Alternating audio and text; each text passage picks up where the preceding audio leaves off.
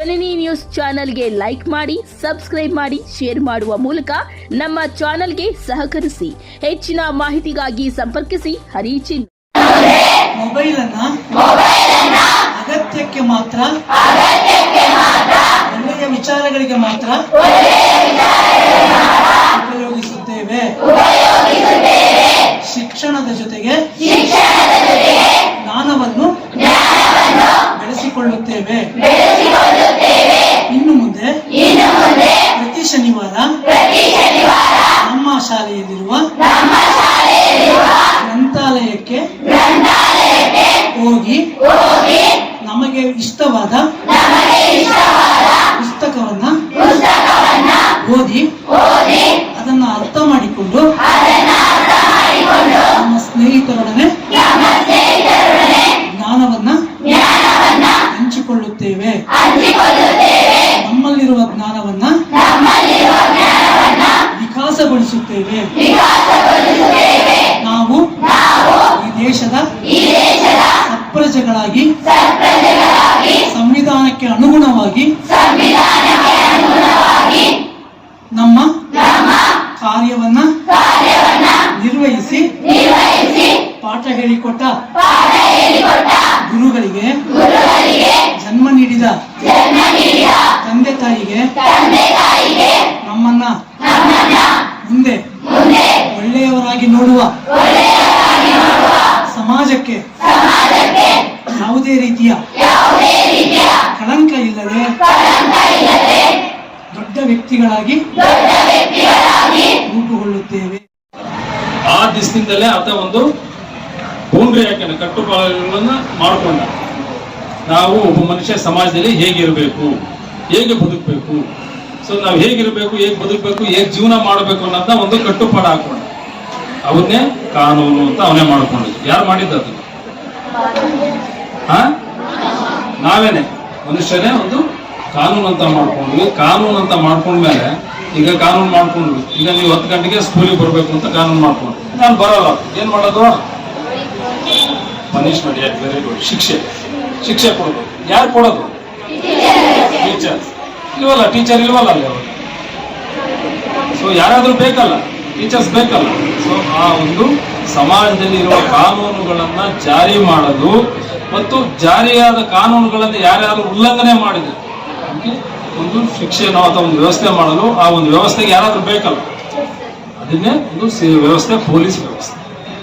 So ಕಾನೂನು ಮಾಡ್ಕೊಂಡ್ಬಿಟ್ರೆ ನೀನು ಇಲ್ಲಿ ಕರೆಕ್ಟಾಗಿ ಬರ್ಬೇಕಪ್ಪ ನೋಡಿ, ಈಗೆಲ್ಲ ಲೈನಲ್ಲಿ ಕೂರ್ಬೇಕು, ನೀವೆಲ್ಲ ಸಿಸ್ಟಮೆಟಿಕ್ ಅಲ್ಲಿ ಕೂರ್ಬೇಕು ಅಂತ ಹೇಳಿರ್ತಾರೆ. ಸೊ ಅದು ಉಲ್ಲಂಘನೆ ಮಾಡಿದ್ರೆ ನೀವೆಲ್ಲ ಯಾಕೆ ಅದನ್ನ ಫಾಲೋ ಮಾಡ್ತೀರಾ? ಅಥವಾ ಒಂದು ನಾವು ಉಲ್ಲಂಘನೆ ಮಾಡಿದ್ರೆ ಏನಾದ್ರೂ ಶಿಕ್ಷೆ ಕೊಡ್ತಾರೆ. ಹಂಗೆ ಒಂದು ಬರಬೇಕು ಅಂತಂದ್ರೆ ಆ ಒಂದು ವ್ಯವಸ್ಥೆ ಇದ್ರೆ ನೀವು ಅದನ್ನ ಫಾಲೋ ಮಾಡ್ತಾರೆ. ಅದಕ್ಕೋಸ್ಕರ ಕಾನೂನನ್ನ ಮಾಡ್ಕೊಂಡ್ವಿ. ಕಾನೂನನ್ನು ಮಾಡಿದ ಮೇಲೆ ಅದನ್ನ ಉಲ್ಲಂಘನೆ ಮಾಡ್ದಂಗೆ ಅದನ್ನ ಜಾರಿ ಮಾಡೋಕ್ಕೋಸ್ಕರ ಒಂದು ಪೊಲೀಸ್ ವ್ಯವಸ್ಥೆ ಬಂತು. ಸೊ ಪೊಲೀಸ್ ವ್ಯವಸ್ಥೆ ಬಂತು, ಅದರಿಂದ ಸಮಾಜದಲ್ಲಿ ರಕ್ಷಣೆ, ಸೊ ಪ್ರೊಡಕ್ಷನ್, ವ್ಯಕ್ತಿ ಸಮಾಜದ ಆಸ್ತಿ ಪಾಸ್ತಿ ರಕ್ಷಣೆ, ಕಾನೂನು ಸುವ್ಯವಸ್ಥೆ. ನೋಡ್ತಾ ಇದ್ರಲ್ಲ ಟಿವಿಯಲ್ಲೆಲ್ಲ ಎಷ್ಟೆಷ್ಟು ಗಲಾಟೆಗಳಾಗ್ತವೆ. ಸೊ ಹಾಗಾಗಿ ಒಂದು ಪೊಲೀಸ್ ವ್ಯವಸ್ಥೆ ಇದೆ. ಇದರಲ್ಲಿ ಈಗ ವಿಶೇಷವಾಗಿ ಈಗ ಕಾನೂನು ಗೊತ್ತಾಯ್ತು, ಕಾನೂನನ್ನ ಉಲ್ಲಂಘನೆ ಮಾಡ್ತಾರೆ. ಉಲ್ಲಂಘನೆ ಮಾಡಿದಾಗ ನಾವು ಅದನ್ನ ಅಪರಾಧ ಅಂತ ಕರಿತೀವಿ, ಹೌದಲ್ಲ? ಅಪರಾಧಗಳು ಯಾವ್ಯಾವು? ಕೊಲೆ ಮಾಡೋದು, ಇನ್ನೊಬ್ರೇನ್ ಬೇಕೋ ಅವರು ಇನ್ಫಾರ್ಮೇಶನ್ ಹಾಕ್ತಾರೆ, ನೀವ್ ಬೇಕಾ ನೀವು ಇನ್ಫಾರ್ಮೇಶನ್ ಹಾಕೋದು. ಗೂಗಲ್ ಸುಳ್ಳು ಇರ್ಬೋದು, ನಿಜ ಇರ್ಬೋದು, ಬಟ್ ಬುಕ್ಸ್ ಅಲ್ಲಿ ಬರ್ದಿರುವಂತ ಆಥರ್ಸ್ ಯಾವತ್ತೂ ಸುಳ್ಳಿರೋದಿಲ್ಲ. ಅರ್ಥ ಆಯ್ತಾ? ನೀವು ಕೂಡ ಅಷ್ಟೇ, ಅವ್ರು ಏನ್ ಮಾಹಿತಿ ಹೇಳಿದ್ರು ಅದನ್ನೆಲ್ಲ ತಗೊಂಡು ಪ್ರತಿಯೊಬ್ರು ಬುಕ್ಸ್ ನ ಓದೋ ಒಂದು ಅಭ್ಯಾಸ ಮಾಡ್ಬೇಕು. ಬುಕ್ಸ್ ಕಲೆಕ್ಷನ್ ನ ಒಂದು ಇದು ಮಾಡ್ಬೇಕು.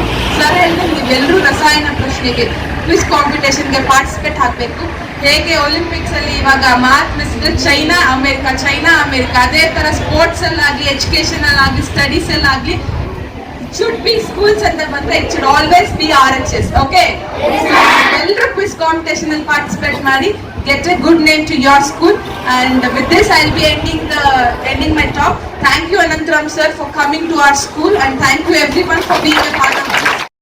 ಕ್ಯಾಲ್ಕುಲೇಟರ್ ಮತ್ತು ನಾವು ಕೈಯಾರನೇ ನಾವೊಂದು ಏನೋ ಅಂಕಿಅಂಶಗಳನ್ನ ಎಣಿಕೆ ಮಾಡ್ತಿದ್ವಿ. ಇವತ್ತಿನ ದಿವಸ ಪ್ರತಿಯೊಂದಕ್ಕೂ ಮೊಬೈಲ್ನ ಬಂತು. ಇವತ್ತಿನ ದುರ್ದೈವ ಅಂತಂದ್ರೆ ನನ್ನ ಪ್ರಕಾರ ಇದೆ ಈ ಒಂದು ಫೋನ್ ಸೇಲ್ಸ್ ಬಂದಿದೆ, ಸ್ಮಾರ್ಟ್ ಫೋನ್ಸ್, ಇದೇ ನಮ್ಮ ದುರ್ದೈವ ಅಂತ ನಾನು ಬಯಸ್ತೀನಿ.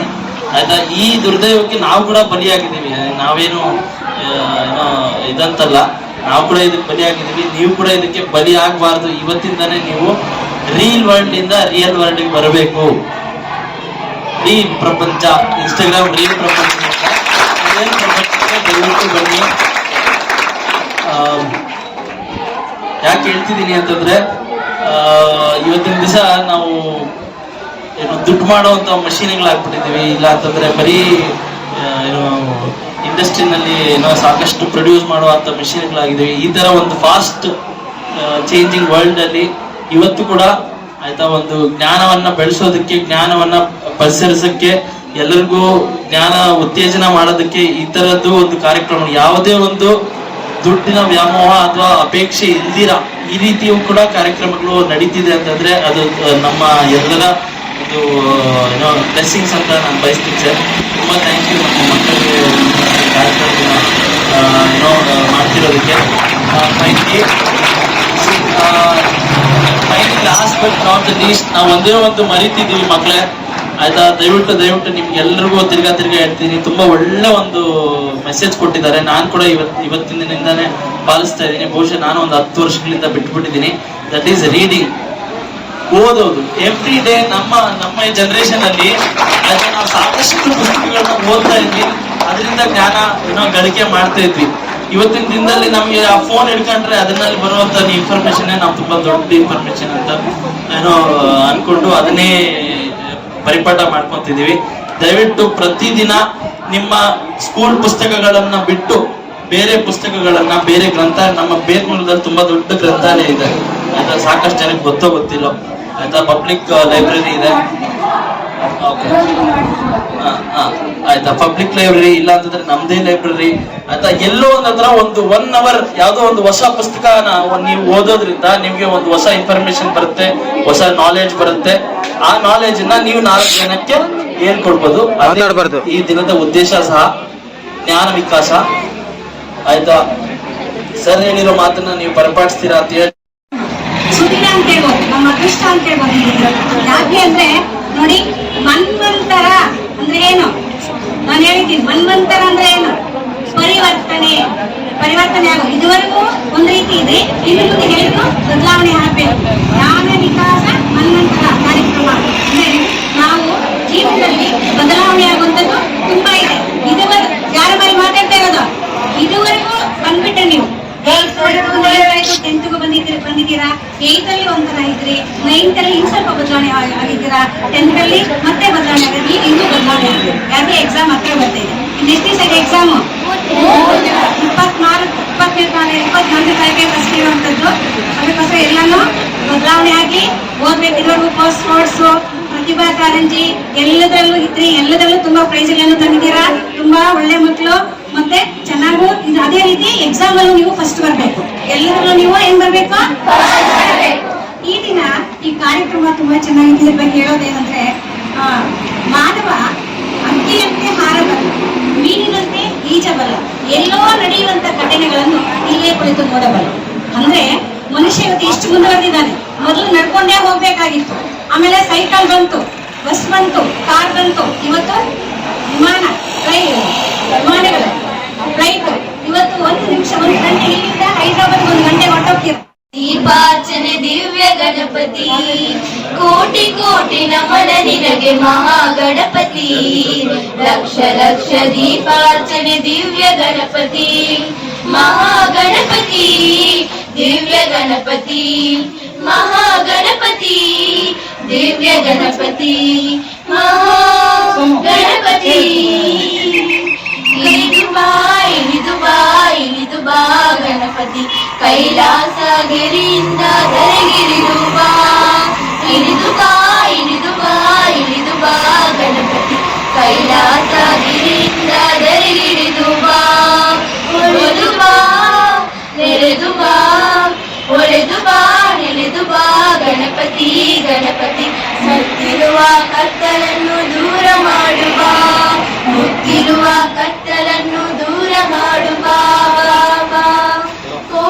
ಕೋಟಿ ನಮನ ನಿನಗೆ ಮಹಾಗಣಪತಿ ಲಕ್ಷ ಲಕ್ಷ ದೀಪಾರ್ಚನೆ ದಿವ್ಯ ಗಣಪತಿ ಕೋಟಿ ಕೋಟಿ ನಮನ ನಿನಗೆ ಮಹಾಗಣಪತಿ ಬೆಳೆಸಬೇಕಾಗಿರ್ತಕ್ಕಂಥವ್ರು ನೀವು, ಈ ದೇಶವನ್ನ ಕಟ್ಟಬೇಕಾಗಿರ್ತಕ್ಕಂಥವ್ರು ನೀವು. ನಿಮ್ಮಲ್ಲಿ ಒಂದು ಸಣ್ಣ ಜವಾಬ್ದಾರಿತನನ ಸೃಷ್ಟಿ ಮಾಡೋದಕ್ಕೆ ಶಾಲೆಗಳಿರ್ತಕ್ಕಂಥದ್ದು. ಈ ಕಾರಣದಿಂದ ನಾವು ಜ್ಞಾನ ವಿಕಾಸ ಅಭಿಯಾನವನ್ನ ಕಳೆದ 2 ತಿಂಗಳಿಂದ ಆಚರಣೆ ಮಾಡ್ಕೊಂಡು ಬಂದಿದ್ದೀವಿ. ಇವತ್ತು ನಾವು 37ನೇ ಕಾರ್ಯಕ್ರಮ ಕೊಡ್ತೀವಿ. ಇಡೀ ಜಿಲ್ಲಾದ್ಯಂತ ಎಲ್ಲ ಶಾಲಾ ಕಾಲೇಜುಗಳು ಹೋಗಿದ್ದೀವಿ. ಒಟ್ಟು ನಾವು ಇವತ್ತು ನಾವು ಈ ಮಕ್ಕಳ ಸಂಖ್ಯೆಯನ್ನು ಪರಿಗಣಿಸಿ ಒಟ್ಟು 11,000 ಮಕ್ಕಳನ್ನ ನೇರ ಮಾತುಕತೆ ಮೂಲಕ ಅವನ್ನ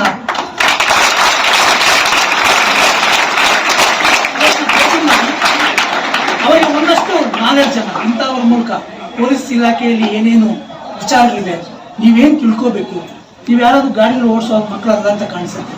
ಇವತ್ತು ಅನೇಕ ಚಿಕ್ಕ ಮಕ್ಕಳು ಗಾಡಿ ಓಡಿಸ್ತಾರೆ, ಅವರಿಗೆ ಲೈಸೆನ್ಸ್ ಇಲ್ಲ, ಡ್ರೈವಿಂಗ್ ಲೈಸೆನ್ಸ್ ಇಲ್ಲ, ಹೆಲ್ಮೆಟ್ ಹಾಕೊಳ್ಳೋದು, ಇಂಥ ಒಂದು ಸಬ್ಜೆಕ್ಟ್ಸ್. ಮತ್ತೆ ಫೋಸ್ಕೋ ಆಕ್ಟ್ ಬರುತ್ತೆ, ಅದ್ರ ಬಗ್ಗೆ ಎಲ್ಲ ಸಾರ್ ಮಾತಾಡ್ತಾರೆ.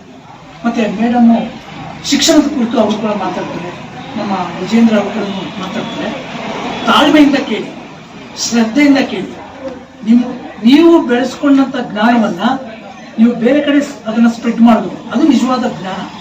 ನಿಮ್ಮಲ್ಲೇ ಅದನ್ನ ಸ್ಟಾಗ್ನೆಂಟ್ ಆಗಿ ಇಟ್ಕೊಂಡ್ರೆ ಏನಾಗುತ್ತೆ ಅಂದ್ರೆ ಚರಂಡಿ ನೀರು ತರ ಆಗ್ಬಿಡುತ್ತೆ, ಸೊಳ್ಳೆಗಳು ಕುತ್ಕೊಳ್ತವೆ, ಕೆಟ್ಟ ಕಾಯಿಲೆಗಳೆಲ್ಲ ಬಂದಿದೆ. ಅದಕ್ಕೆ ಯಾರು ಅವಕಾಶ ಕೊಡಬೇಕು. ನಿಮ್ಮ ಜ್ಞಾನವನ್ನ ಬೇರೆಯವರು ಕೊಡಿ, ಅವರ ಜ್ಞಾನವನ್ನ ನೀವು ತಗೊಳ್ಳಿ. ನಾನು ಕೂಡ ಇವತ್ತು ಈ ಶಾಲೆಗೆ ಯಾಕೆ ಬಂದಿದ್ದೀನಿ ಅಂತಂದ್ರೆ ನನಗೆ ತುಂಬಾ ಖುಷಿ ಆಗ್ತಾ ಇದೆ ಮೇಡಮ್, ನಿಜವಾಗಿ ಅಭಿನಂದನೆ ಸಲ್ಲಿಸ್ತೇನೆ. ನಾವು ಬೇರೆ ಬೇರೆ ಕಡೆ ಎಲ್ಲ ಹೋಗಿ ಬಂದಿದ್ದೀವಿ. ಡಿಗ್ರಿ ಸ್ಟೂಡೆಂಟ್ಸ್ಗೆ ಇವತ್ತಿಗೆ ಮಾಸ್ತಿ ವೆಂಕಟೇಶ ಅಂತಂದ್ರೆ ಆಗುತ್ತೆ, ಅಬ್ದುಲ್ ಕಲಾಂ ಏನಾಗಿದ್ರು ಅಂತಂದ್ರೆ ಗೊತ್ತಿಲ್ಲ ಸರ್. ಅವ್ರು ಸೈಂಟಿಸ್ಟ್ ಅಂತಾರೆ ಅಷ್ಟೇ, ಅವ್ರು ಅದು ಮೀರಿ ಏನೇನಾಗಿದ್ರು, ಸ್ಕಾಲರ್ ಆಗಿದ್ರು, ಪಾಂಡಿತ್ಯವನ್ನು ಹೊಂದಿದ್ರು, ಪಂಡಿತರಾಗಿದ್ರು ಅಲ್ವಾ, ಮಿಸೈಲ್ ಅನ್ನ ಕಂಡಿಡಿದಿದ್ರು, ರಾಷ್ಟ್ರಪತಿ ಆಗಿದ್ರು. ಈ ವಿಚಾರ ನಾವು ತಿಳ್ಕೊಳ್ಳೋದೇ ಇಲ್ಲ ಅಂತಂದ್ರೆ ಬರೀ ಏನ್ ಪ್ರಯೋಜನ ಆಗುತ್ತೆ? ಬರೀ ಅದೇ ಅವ್ರು ಹೇಳಿದಲ್ಲ, ಬರೀ ಮಾರ್ಕ್ಸ್ಗೋಸ್ಕರ ನೀವು ಓದಿದ್ರೆ ಪ್ರಯೋಜನ ಆಗಲ್ಲ. ನಾಳೆ ನೀವು ಯಾವ್ದಾದ್ರು ಕಾಂಪಿಟೇಟಿವ್ ಎಕ್ಸಾಮ್ಸ್ ಹೋಗ್ಬೇಕು ಅಂತಂದ್ರೆ ಒಳ್ಳೆ ಪುಸ್ತಕಗಳನ್ನ ನೀವು ಕಡ್ಡಾಯವಾಗಿ ಓದ್ಲೇಬೇಕು. ಈಗಲಿಂದ ಅಭ್ಯಾಸ ಮಾಡ್ಕೋಬೇಕು. ಪತ್ರಿಕೆಗಳನ್ನ ನೋಡ್ಬೇಕು. ಪತ್ರಿಕೆಗಳಲ್ಲಿ ಕರೆಂಟ್ ಅಫೇರ್ಸ್ ಬರುತ್ತೆ. ನಮ್ಮ ದೇಶದ ಆರ್ಥಿಕತೆ ಹೇಗಿದೆ, ನಮ್ಮ ದೇಶದ ಸಾಮಾಜಿಕ ಸ್ಥಿತಿಗತಿ ಹೇಗಿದೆ, ನಮ್ಮ ಕ್ರೀಡಾ ಕ್ಷೇತ್ರದಲ್ಲಿ ಯಾರ್ಯಾರು ಒಳ್ಳೆಯ ಸ್ಥಾನಮಾನಕ್ಕೆ ಬಂದಿದ್ದಾರೆ, ಇದೆಲ್ಲವನ್ನ ರೈತರ ಕಷ್ಟ ಏನಾಗಿದೆ, ರೈತರು ಜೀವಾಳಿ ಯಾಕೆ ಆಗ್ತಾ ಇದ್ದಾರೆ, ರೈತರು ಯಾಕೆ ಆತ್ಮಹತ್ಯೆ ಮಾಡ್ಕೊಳ್ತಾ ಇದ್ದಾರೆ. ನಾಳೆ ನೀವೇನಾದ್ರೂ IAS IPS ಆಫೀಸರ್ಗಳಾಗಲ್ಲ, ನೀವು ಅದಕ್ಕೆ ಪರಿಹಾರ ಕಂಡಿಡ್ಬೇಕಲ್ವಾ. ಅದಕ್ಕಾದ್ರೂ ನೀವು ಪತ್ರಿಕೆಗಳನ್ನ ಓದಬೇಕು. ಸೊ ಈ ಕಾರಣದಿಂದ ನಾವು ಈ ಕಾರ್ಯಕ್ರಮ ಮಾಡಿದ್ದೀವಿ. ಇಷ್ಟನ ನಾನು ಜಾಸ್ತಿ ಮಾತಾಡ್ಬಿಟ್ಟೆ. ಈ ಒಂದು ಮಾಹಿತಿ ನಿಮಗೆ ಇಷ್ಟ ಆದಲ್ಲಿ ದಯವಿಟ್ಟು ಲೈಕ್ ಮಾಡಿ, ಶೇರ್ ಮಾಡಿ, ಕಾಮೆಂಟ್ ಮಾಡಿ ತಿಳಿಸಿ. ಮುಂದಿನ ವಿಡಿಯೋ ನೋಟಿಫಿಕೇಶನ್ ನಿಮಗೆ ಬರಬೇಕು ಅಂದ್ರೆ ಬೆಲ್ ಬಟನ್ ಅನ್ನ ಕ್ಲಿಕ್ ಮಾಡಿ.